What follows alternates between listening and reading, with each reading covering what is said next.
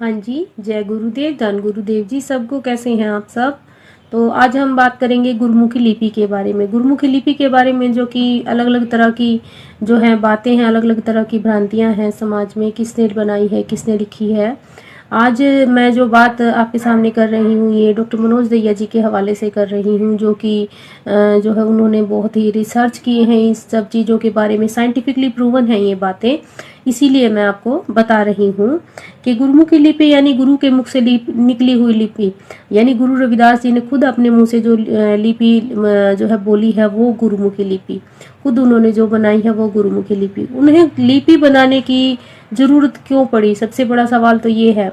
आप सब जानते हैं कि जिस टाइम गुरु महाराज हुए हैं, गुरु रविदास जी हुए हैं, उस टाइम पाखंड जो है अपनी चरम सीमा पर था। लोगों को यानी हमारे लोगों को, जिनको नीचा समझा जाता था, शूद्र और जो है ना अछूत समझा जाता था, उनको पढ़ने लिखने की बिल्कुल भी आज़ादी नहीं थी। यहाँ तक कि उनको आम रास्तों पर चलने तक की आज़ादी नहीं थी। पढ़ने की आज़ादी तो कहाँ पर होगी। जो पढ़ने लिखने की भाषा उस टाइम थी वो थी संस्कृत। संस्कृत भाषा को शास्त्र सम्मत माना जाता था उस टाइम, और सिर्फ तथाकथित ऊंची समझे जाने वाली जातियां ही इस भाषा को पढ़ सकती थी। हमारे समाज के लोग नहीं पढ़ सकते थे, क्योंकि गुरु रविदास जी महाराज बहुत ही महान और विशाल जो है उनकी विचारधारा थी।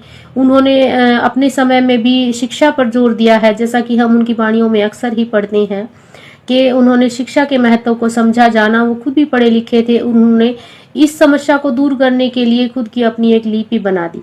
समझिए आपके वो कितने महान और कितने जो है इंटेलिजेंट उस टाइम हुए हैं कि उन्होंने अपनी एक खुद की लिपि ही बना डाली है, गुरुमुखी लिपि यानी गुरु के मुख से निकली हुई लिपि। इसीलिए उन्होंने जो कि ये जो केस है, फिर बाद में इसके ऊपर मुकदमा भी हो गया और ये जो है कोर्ट में भी चला गया। उस टाइम क्योंकि हमारा समाज इतना पढ़ा लिखा नहीं था, इसीलिए उनके लेखन को वो संग्रहित नहीं कर पाए।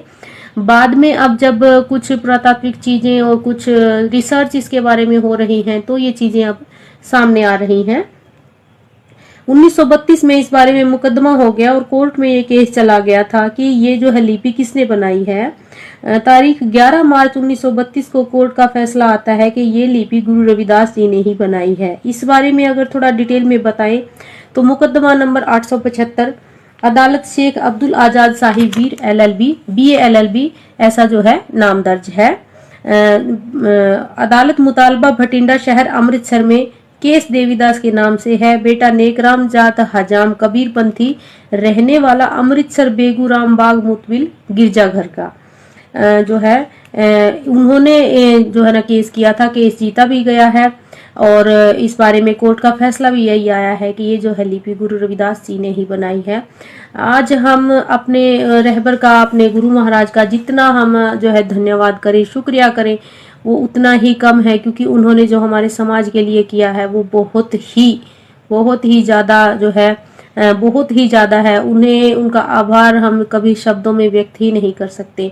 अपने ही समाज के लोगों से मैं ये अपील करना चाहूँगी कि आप प्लीज़ सुनी सुनाई बातों पर यकीन ना करके सिर्फ प्रमाणिक बातें माने, ना कि सुनी सुनाई बातों को आप खुद माने, ना किसी और को ये चीजें मानने के लिए कहें या किसी और को बताएं। इसीलिए सुनी सुनाई बातों पर नहीं, प्रमाणिक बातों पर यकीन करें, प्रमाणिक बातें ही आगे फैलाएं। अच्छी जो है बुक्स, प्रमाणिक जो चीजें हैं वो अपने घर में लेके आए और आप अपने रहबर के बारे में आप खुद भी जानें और बाकी सबको भी बताएं। मेरी ये जो मुहिम है आप लोगों के साथ ऐसे ही चलती रहेगी। आप लोगों का शुक्रिया मुझे सुनने के लिए, और मुझसे कोई गलती या कोई भूल हुई हो तो मुझे माफ करना।